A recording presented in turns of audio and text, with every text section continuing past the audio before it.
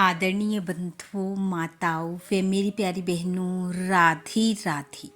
आप सभी का हमारे YouTube चैनल जीवन की धारा पर बहुत बहुत स्वागत है।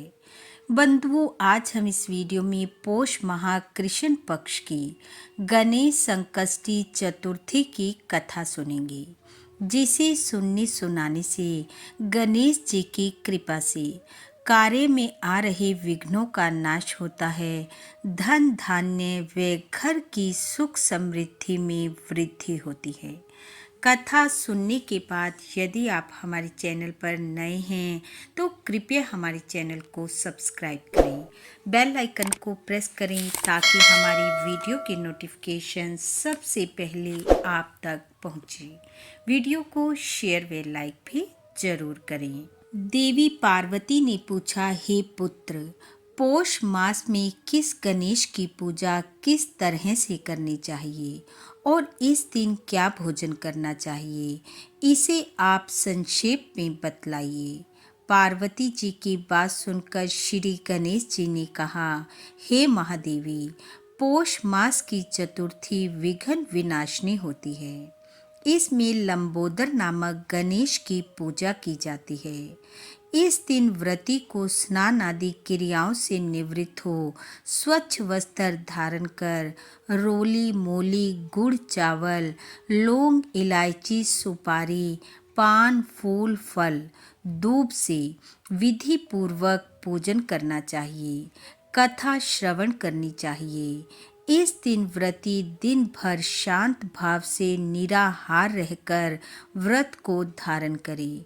दिन में शयन ना करे, ब्रह्मचर्य का पालन करे। रात्रि में चंद्रमा का पूजन व अर्घ देकर भोजन ग्रहण करे। और जो मनुष्य इस दिन दूध से बनी खीर में शुद्ध घी मिलाकर गणपति मंत्र से हवन करे तो वह शासक को भी अपने वशीभूत कर सकता है। इस संबंध में मैं आपको एक प्राचीन कथा सुनाता हूँ। एक बार रावण ने सभी देवताओं को जीतकर अभिमान वश हो संध्या कर रहे बाली को पीछे से जाकर पकड़ना चाहा, लेकिन बाली ने ही रावण को पकड़ लिया और बाली रावण को अपनी काख में दबाए हुए आकाश मार्ग द्वारा किष्किंधापुरी में आया और उस बंदी रावण को उसने अपने पुत्र अंगद के लिए खिलौने के रूप में दे दिया। रावण के गले में रस्सी बांधकर अंगद ने उसे नगर में घुमाना शुरू कर दिया। विश्व विजयी रावण की ऐसी हालत देखकर सभी नगरवासियों ने अट्टहास किया। जनता कहने लगी, अरे देखो तो सही, यह विश्व विजेता रावण आज राजकुमार अंगद द्वारा सड़कों पर घुमाया जा रहा है। पूर्ववासियों की बात से रावण बहुत ही लज्जित होकर उसासे लेने लगा। उसका घमंड चूर चूर हो गया। उसने अपने नाना पुलस्त्य मुनि का स्मरण किया।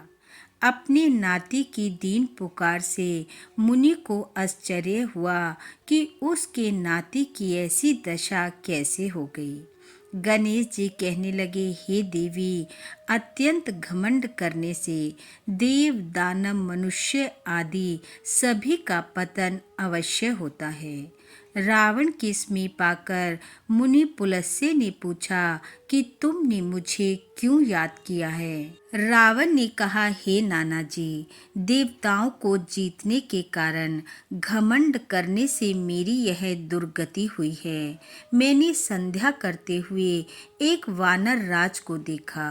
पश्चिमी महासागर के तट पर मैंने उसे पीछे से पकड़ने की चेष्टा की, परंतु मैं ही उसके द्वारा पकड़ लिया गया। मुझे उसने यहाँ लाकर गले में रस्सी बांधकर अपने पुत्र को खेलने के लिए दे दिया। इस दुर्गति को देखकर नगरवासी मेरी हंसी उड़ाते हैं। हे देव, इसी चिंता में मैं व्याकुल रहता हूँ। रस्सी में बंधे रहने के कारण मैं अशक्त हो गया हूँ। हे नाथ, अब मैं क्या करूं? मेरे जैसा आपके वंश में कोई दूसरा कुल कलंकी नहीं है। अब आप ही मेरी रक्षा कर सकते हैं। पुलस्त्य जी ने कहा, हे रावण, डरने की कोई बात नहीं है। मैं तुम्हें बंधन मुक्त करा दूंगा। यह बाली देवराज इंद्र के वीर्य से उत्पन्न है और पराक्रम में तुमसे बढ़कर है। इसकी मृत्यु महाराज दशरथ के पुत्र श्री राम के हाथों होगी। हे राक्षस राज, यदि तुम बाली के बंधन से छूटना चाहते हो तो मेरी बात मानकर संकट नाशक गणेश जी का व्रत करो।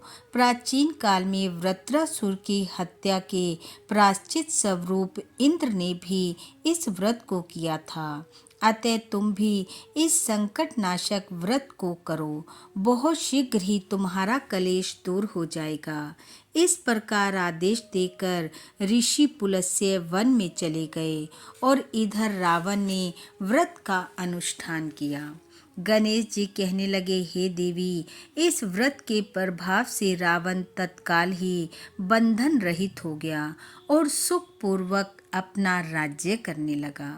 भगवान श्री कृष्ण कहते हैं, हे युधिष्ठिर, आप भी इस व्रत को कीजिए। इस व्रत के प्रभाव से समर में समस्त शत्रुओं का संहार करके आप अपने उत्तम राज्य को अवश्य प्राप्त करेंगे।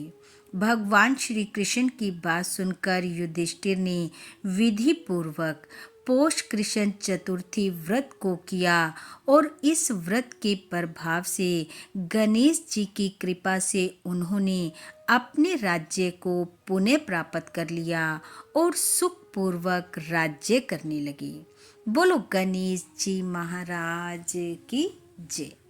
बंधुओं, गणेश जी की कृपा आप व आपके परिवार पर सदैव बनी रहे। आपका घर आंगन खुशियों से महकता रहे। इन्हीं शुभकामनाओं के साथ आप सबका बहुत बहुत धन्यवाद। राधे राधे।